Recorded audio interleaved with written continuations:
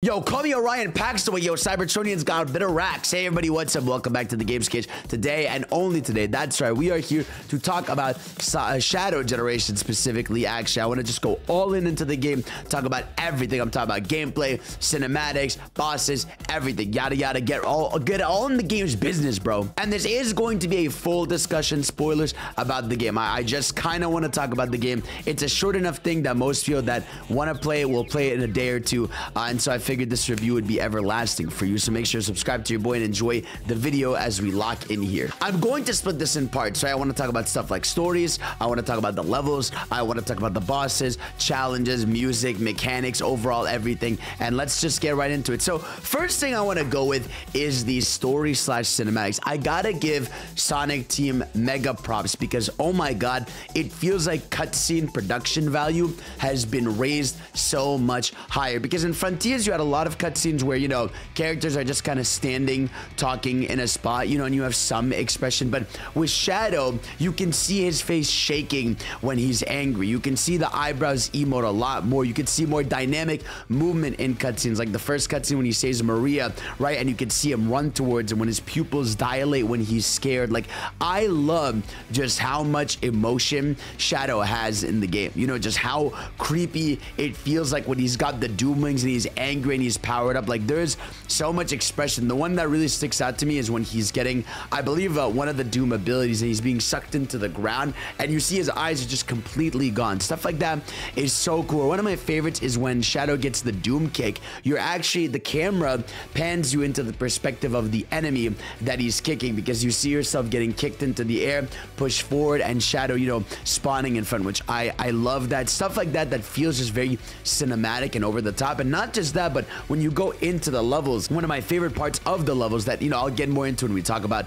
level design, is midway through a lot of them, you'll get Black Doom messing with the environment, and you'll get this crazy cool transition, you know, where like things will start squiggling, Shadow's gonna jump from rail to rail, or like platform to platform. It's just so well done. I feel like cinematically, this is probably the best in the series by far. It's like they took the crazy cinematics from Supersonic fights, but they were finally able to apply them to just general moments. It happens during the bosses. Even when you get to Mephiles, you get some crazy cool cinematics. When you beat Metal Overlord, BioLizard, like, it just feels like the production value overall of intros to levels, outros, midway moments are just incredible. And the story is what I really want to talk about as well, because, man, what an emotional story. I gotta say, man, props to Sega and Ian Flynn for doing this, because it didn't just feel like the dialogue was natural.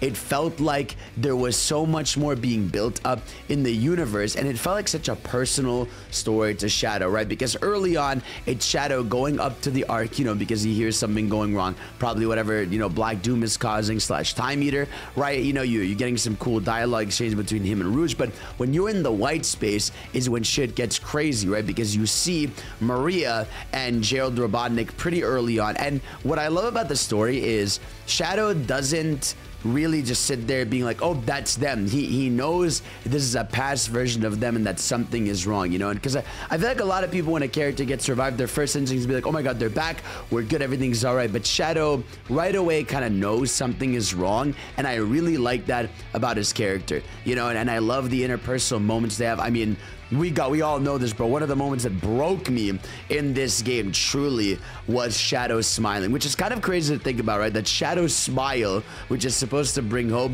is what broke me the most. You know, when he's just telling Maria, like, I will carry on your hope and dream of, you know, everybody getting a chance to smile and live and be happy, right? And so seeing Shadow with the fucking crazy dark wings in front of him, even there's a moment that is so haunting to me is when Shadow, you know, rages and he pulls up, right, with the wings. You see him like looking at Gerald and Maria from the other side, like he's the problem, right? But he is in control, and he tells Maria he is. But I love in general what they were able to do really with story cinematics. So you're seeing a character that wants to, you know, just save the day. And by the way, Shadow's confidence in the story, unbelievable, bro. I adore everything. He has back and forth with the villains during rival fights, which is so cool, right? He has dynamics with multiple characters. He has a dynamic. Obviously, the big moment is when he meets up with Sonic, right? They do the moment where the stories cross over between Sonic and Shadow Gens.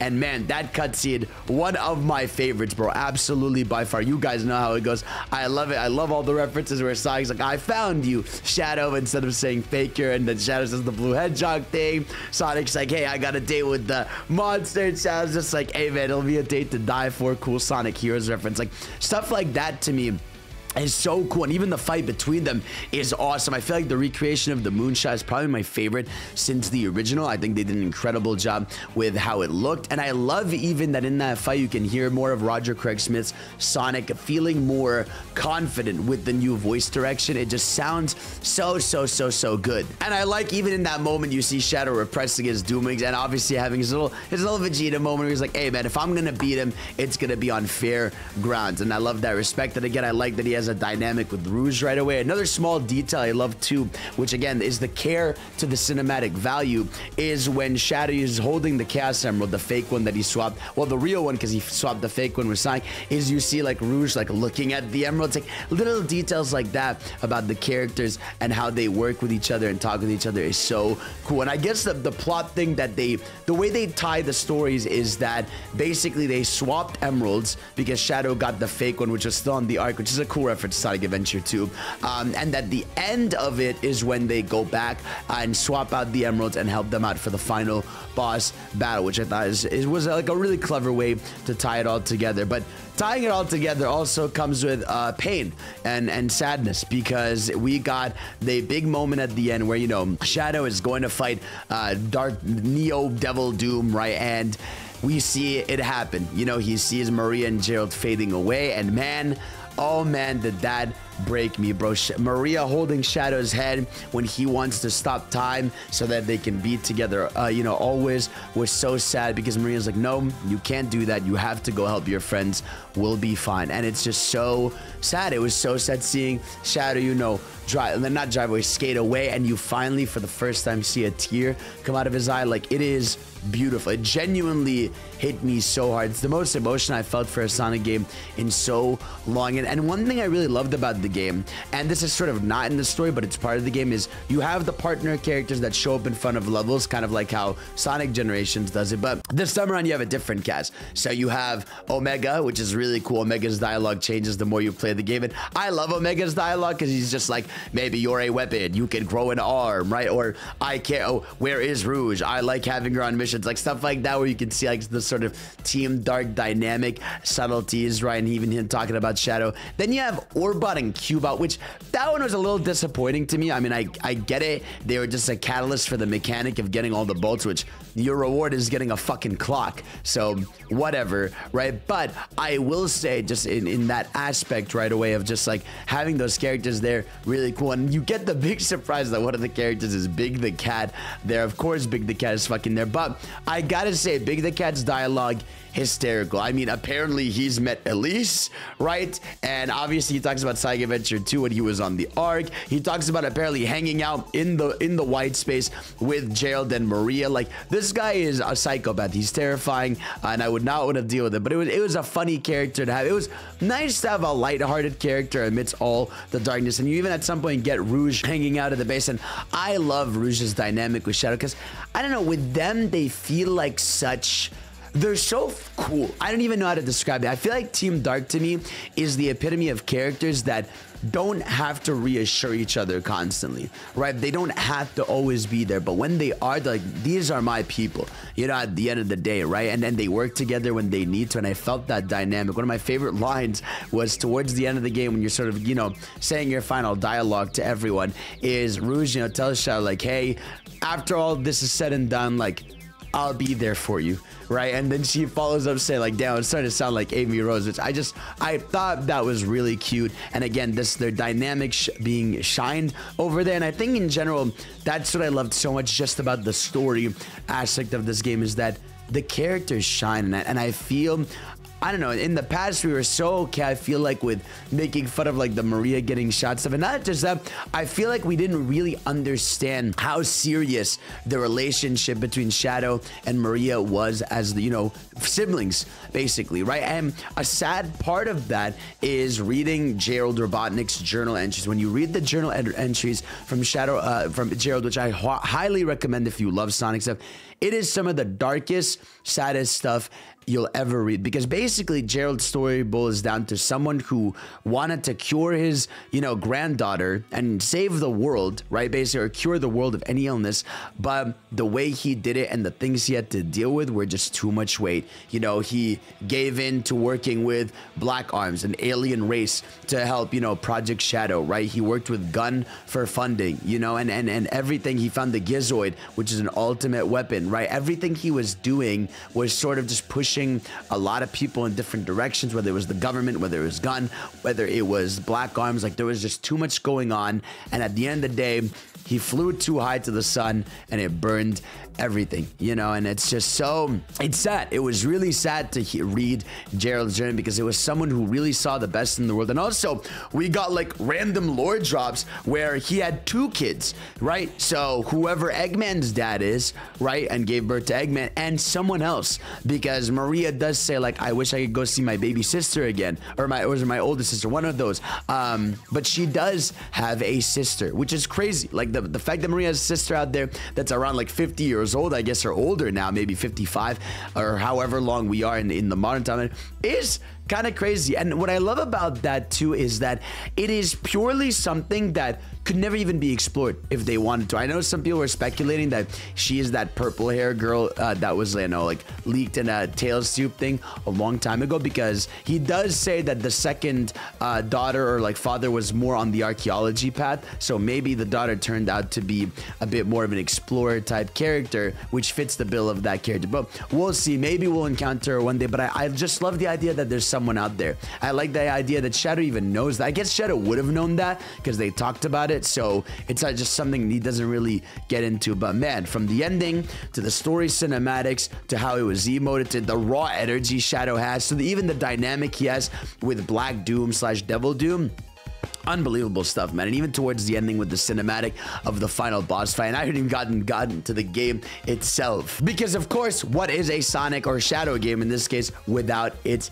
levels? That's right, we have gotten a slew of new levels in this game, and they include Space Colony Arc, Rail Canyon, Kingdom Valley, Sunset Heights, Chaos Island, and Radical Highway, which, to be honest, on paper it feels shorter, right? It basically equates to 2 sections of Sonic Generations, as opposed to, you know, maybe if they had, I feel like if they had somehow managed to squeeze like 2 more levels, I feel like we would have entered like, wow, this is just dead ass a full ass game territory, because it does still feel like I want more. You know, when I go on that list of levels, when I want to go replay, I'm like, there's not as many as I want. But again, I do have to understand that it is technically a side game within a game. But that's because those levels are phenomenal and I want more. That's right. I mean, I've talked about Space Colony Arc a lot because it's the level I got to play at Summer Games Fest and TGS and everything. Like, it's, I gotta say though, as an intro level, it is one of my favorites in the game. It's been so fun even replaying it, trying to take different paths,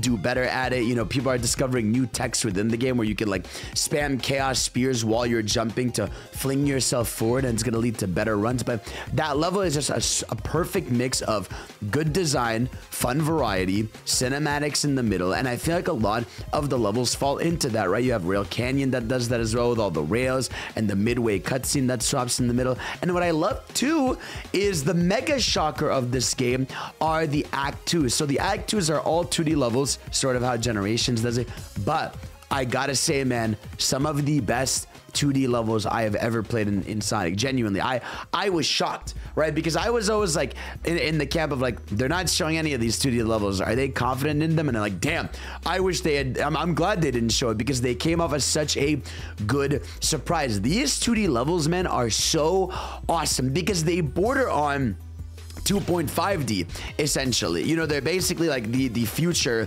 sort of how like Sonic Rush was, where you have the boost in the levels. Shadow feels perfect to control in the levels. It's not like a weird gimped control set, right? You can use your Doom powers in the 2D levels, and also like it has dynamic 3D camera moments. So you are getting great level design overall with them, but you're also getting dynamic camera and cool music to back it. And one of my favorite highlights was Sunset Heights Act 2, which I love so much. You know, you're doing a mix of Doom Surf. You know, you can use Chaos Control to slow down time at certain points and help you for platforming. You can get to like a sewer area where there's top paths and bottom paths to choose from. I just felt like there's a moment where the rails are spinning and you're going in 3D. Like, unbelievable stuff they did. And in general, like Rail Canyon, like I said, Space Colony Arcs stands out super well. Rail Canyon, really cool level. Obviously focuses a lot on rails, but there's a lot of cool text you can do, a lot of cool paths you can take in there. But I gotta say, man, Kingdom Valley, 1000% one of the stars of the show. Like, unbelievable amounts of different paths you can take. There's bottom paths, top paths, and what I love about the game is a lot of Sonic games, typically the top path is like, this is the best one. Like when you're upwards somewhere, this is the best path you can be on, right, without falling. But I felt like with Shadow Gems, there's genuinely like a lot of paths you can take from multiple directions that could deem as faster and cooler, right? And they're not always just for collectibles. Sometimes you just do the path because it's different and it's fun and you want to experiment, right? Like there's a big water section where you use Doom Surf in Kingdom Valley where there's so much space and so many different spots you can go to. Like there's a right path, middle path, left path, and they all lead to different areas within the level. And even the 2D version of the level is so much fun. You know, you're walking down on the wind paths. You could do some Doom kicks to kick some enemies in the air to go to different spots. You can kick the enemies onto those little wind things so that you can get them sooner. You can Chaos Control to stop platforms from moving. Like, I think Kingdom Valley is one of the stars of the show, 1000%, and really a good showcase and saving grace, really, of Sonic 06 in a lot of ways. I love that the final section sort of recreates the Mach Speed area where it's all water on the side. Just really immaculate stuff. But man, obviously one of my most impressive levels in this game is Sunset Heights, bro. You took Sonic Forces, which is the king of 45-second levels, and made one of the best levels in the game, not only music-wise, but I think level design-wise, I think fun-wise, lighting-wise, like everything about the Sunset Heights Act 1 and Act 2, I think are unbelievable because they have so many cool different paths. Like I said, it just looks cool. There's midway cinematics. One of my favorite moments is, you know, Shadow jumping on the different robots, doing flips and tricks. And even when he goes into the crazy Black Doom area, it's fire to the point where to the end of it, he even does a cool little trick at the end that he doesn't do anywhere else. And I love that so much. But I just think like that was the level, you know what I mean? Like that was the level that I was like, wow, dude, like they have made something incredible here. They really have, because they know how to do cinematics midway through the level, but also the level has so much variety. I love one part is you can Chaos Control these rocks to get to this higher platform area, which is really cool. I felt like there was so much variety to them. Even the sewer area, there's like a bottom right path, there's a top path you could take by using Chaos Control and kicking an enemy in the air. You can, you know, shoot yourself forward. It's like, it's so good, man. I love it. And Chaos Island was surprising because Chaos Island, I would say, is the level I haven't replayed the most, but it's really fun. It focuses a lot on the Doom Morph ability, which is the one where you're sort of, you know, a little squid in the water you're boosting. Now, Squid Morph has been the big discussion point, right? It's the power that people are like not sure if they love or hate. I've gotten used to it. I think the thing about Doom Morph is it's just not explained well, and it doesn't necessarily control the best when you're in like the little goop, right? Basically, the way it works is R2 to boost. When you get on the thing, you can either hold square for a full swing, or you hold square until wherever you're aiming, and when you let go, that's where Sonic is gonna get flung up to. So like if you're like right under where the ball is and you let go, it's gonna shoot you upwards, and it does lead to some really cool different pathing. So there's some cool shit you can do. There's even some cool skips you could do in the final boss fight where you could sort of like R2 and then leap super far forward. Like it does have some really cool text, and I think think the more I'll play Chaos Island, the more I enjoy it. And I just like that Chaos Island is there. They probably just put it there because they're like, well, we have the assets and it's the same engine, so this is probably an easy thing to do. And I had a really great time with it. The 2D level of it is pretty good. Like, it's nothing crazy, but I enjoyed it for the most part. But again, another star of this show is Radical Highway. So throughout the game, you're getting glimpses of Radical Highway. I do wish we had gotten an extra level because, yeah, like I said, a lot of Black Doom's abilities are him just taking you to Radical Highway dimension, right? But the final level actually of the game, or final two levels, are Radical Highway, and they are both 3D levels with some of the toughest designs and coolest designs in these series. I'm talking about multiple paths on paths. Obviously, very encouraged to use the Doom wings in these levels because there are genuinely like branching paths you can take flying around these levels, on the ground of these levels. Like, they are completely two different designs on this level if you have the Doom wings or if you have no Doom wings and you're just platforming. I think that alone is commendable, right? There's top paths you could take, bottom paths you could take. Like, there's so much cool shit you could do to attempt your S ranks, because I feel like this is really where the hard S ranks get into. For the most part in the game, S ranks are fairly easy, which made me upset, but I will say you do unlock hard mode challenges once you get the Doom wings and like everything turns red in the environment. I recommend doing those because those are like extra challenges you can do, and those are pretty challenging S ranks. They kind of test your abilities, but also in general, like, I would say the challenges, right, are so fun in this game. I felt like in Sonic Generations, a lot of the challenges I avoid. I'm like, oh god, I'm not looking forward to this one, or they're kind of just thrown in there for more content, like, you know, beat the ghost, right? Or get this, you know, certain amount of things here, or do this character challenge, which some of them are hit or miss. Whereas here, I felt like they were all a good mix of challenge and quality, right? Because not only that,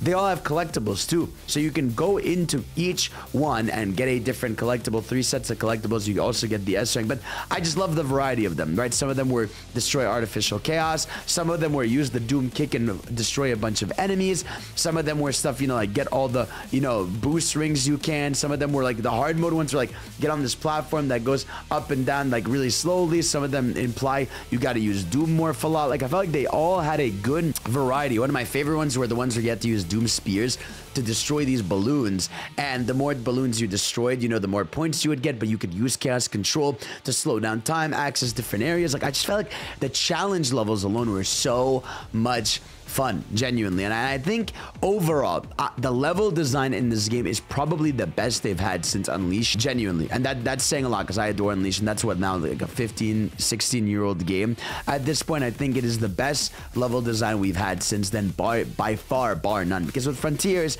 yeah, it was like a lot of old levels that were packed into cyberspace, but it was like 2-3 themes. Whereas here, you're getting, you know, 6 different levels, but they're all, you know, completely new versions of those levels. And I just think the design is immaculate, and the replay value on them is so good, and they're so fun to speedrun. I think incredible job on the front of level design. And of course, we also have bosses in this game. We have 4 bosses, and 4 of them being Biolizard, Metal Overlord, Mephiles, and Devil Doom. And I gotta say again, some of the best bosses in this series, right? Whereas Frontiers wanted to go for the more flashy cinematic fights that were maybe a little too easy but were incredibly flashy, Shadow aims to go for a more traditional boss fight where, you know, you have your platforming challenges, you have cool fight moments, you gotta lock in for a lot of these. The Biolizard fight we've talked about a lot, so I don't have really much to say. It's a fun fight, but Metal Overlord is awesome. The more I played it and trying to S rank and do the best I possibly could, the more I enjoy it. You know, I love using the Doomsurf to like toss the debris at him. I love obviously the music playing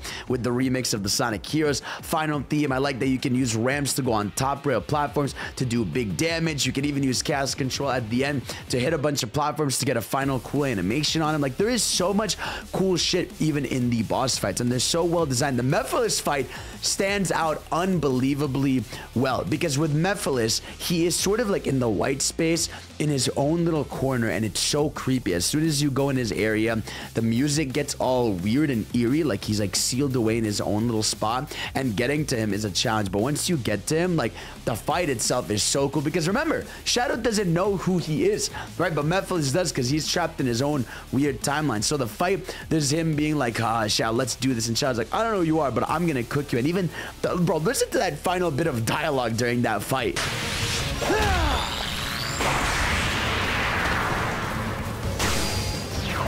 There is no future for you, ever.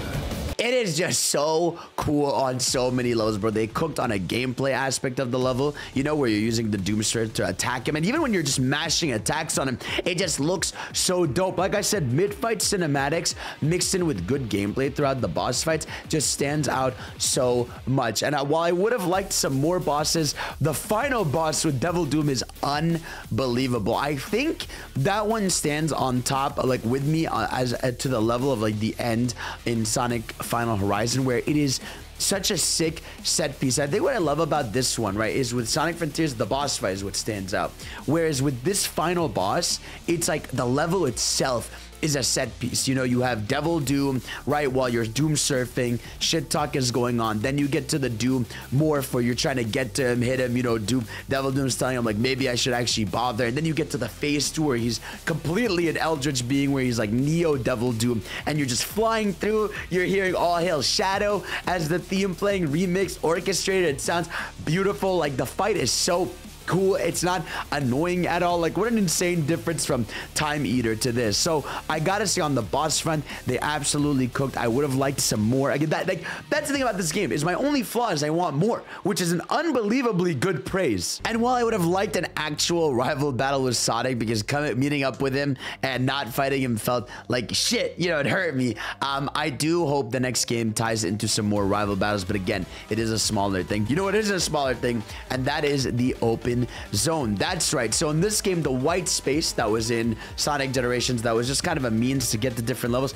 is a complete open zone from Frontiers. And I gotta say, this gave me the confidence that they could theoretically do one mega island in the next sequel to Frontiers and have it be awesome. Because the way it worked here was that the more you did, the more things started showing up and unlocking in the white space. And I gotta say, bro, overall, the white space, so much cool shit to do. You have challenges that open up throughout it. There's unlockables you can get. There's platforming challenges, right? There's, you know, just a ton of ways to just explore it. It's a way to just mess with your powers, right? And while it doesn't get quite to the territory of Frontiers where there's like a shit ton to do at all times, I think the challenges though are a bit more concise, you know, and more well designed, I would say. Because I felt like in Frontiers, a lot of things you do in the islands is breaking them to get to the next areas. Whereas with Shadow, I felt like everything was a little bit more meticulously designed, you know, and well crafted. I felt like everything was better crafted. And I think for the most part, right, if the next Sonic Frontiers game is one mega island that gets more over time,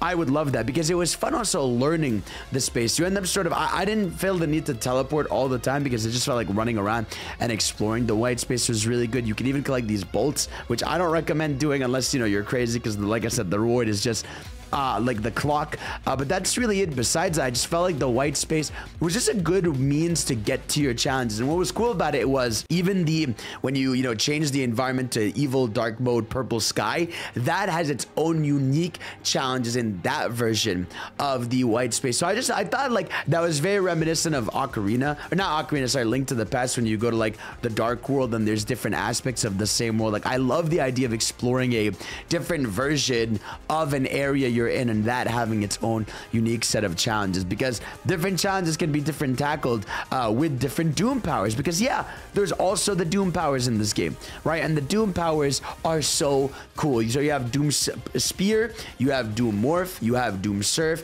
and you have Doom Wings, and there's probably another one I'm missing in my mind, but those are at least the, oh, and Doom Blast, right? That's the giant kick one. And I think what I adore is literally all of these come to use, right? With Doom Spear, you're getting, you know, not only a cool tech that you can do in a lot of levels now, but you're getting a move, you know, just to stun enemies, get some good damage on them, and it just looks cool. With Doom Kick, you're getting a move that specifically works on Black Arms, which I love, because if it was for every enemy, everybody would just be trying to kick every enemy in the air and push them. So I like that Doom Kick works on these enemies, because what's dope about it is not only does it launch you upward in the air, but there's a spot you can go to sort of aim it and kick the Black Arms enemy forward. And sometimes you can use it as a level tech, which I find is really impressive. You don't always have to aim it where the game wants you to, and I think that's going to be something I can't wait to see more people break. And while Doom Surf and Doom Morph are sort of situational, I do think it was a bit redundant to have both. I feel like you could have combined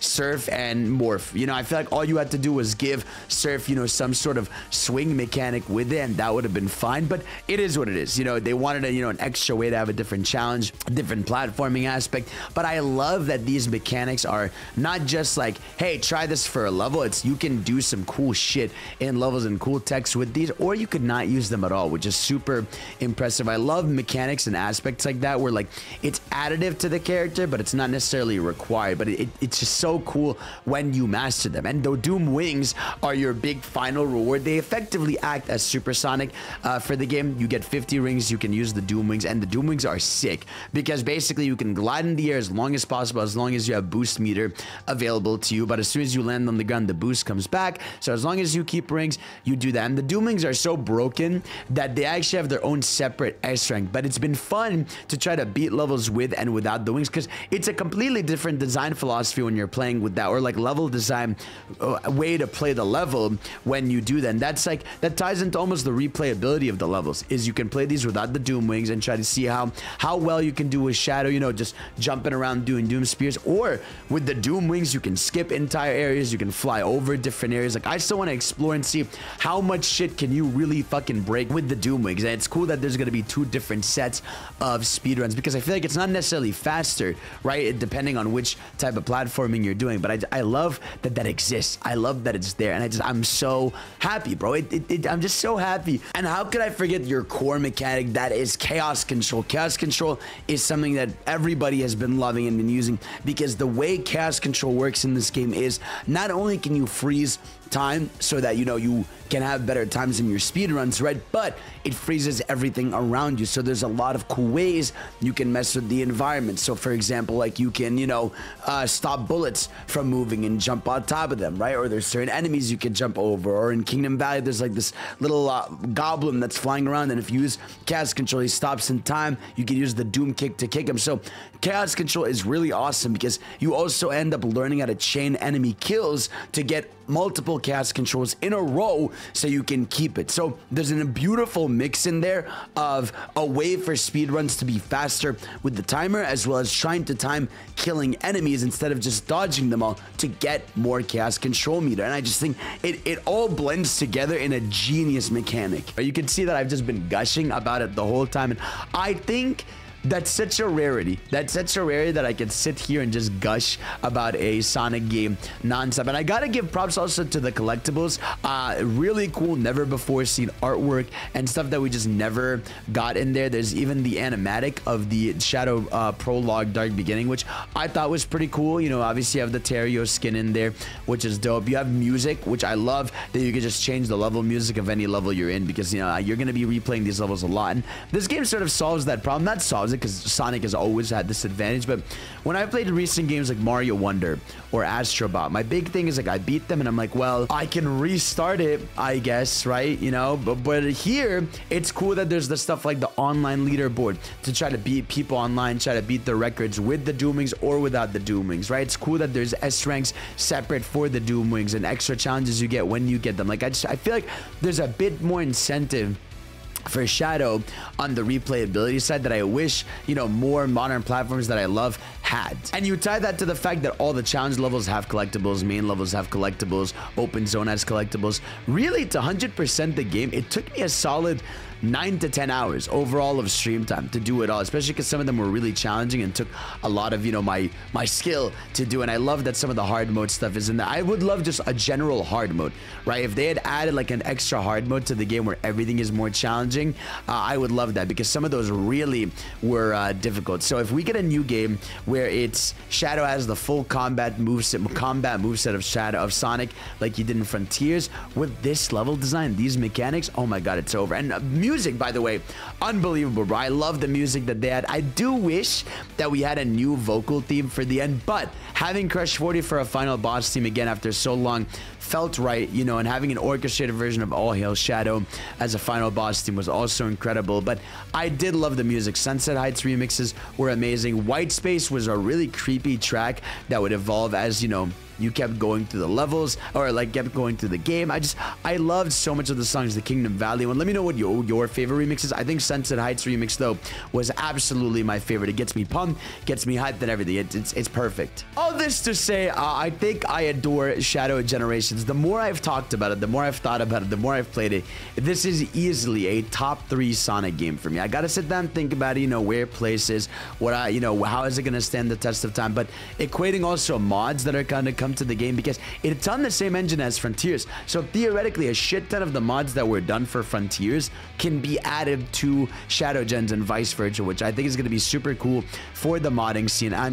I'm so happy, bro. I'm so happy. The game also, we found that just sold 1 million copies in less than a day. So we're seeing Sonic Team about to sweep. We got a cool launch trailer that had some sick CG in it. Like, the energy is so high right now. You're seeing big content creators love it. You're seeing it score super well. Like, I am so happy that this feels like the first genuine full W for Sonic Team. I feel like with Sonic Frontiers, it was like, all right, hardcore fans love it. This thing is flawed. We're not really fully there yet, but you guys have the passion. You want to make something crazy. You just didn't have the resources. But this, I can't believe they made this. This is genuinely straight up an amazing platformer from start to finish, mechanically, gameplay wise, level design, cinematic wise. Like, I want more of this, and I can't stop thinking about what the hell they're gonna cook with the sequel to Frontiers if this is what they're doing here, bro. Like, mid-level cinematics with Sonic, it's gonna be so cool, bro. It's gonna be so cool, and I'm so excited to see what they do. Guys, let me know, what would you like to see for the future of Shadow? What would you like to see in the future of Sonic based on this? How do you feel about the game? Are you excited? Are you hyped? Because I am so over the moon. I'm so happy. Guys, thank you all for watching. You are the best. I love you. And of course, I will see you all next time. Peace out.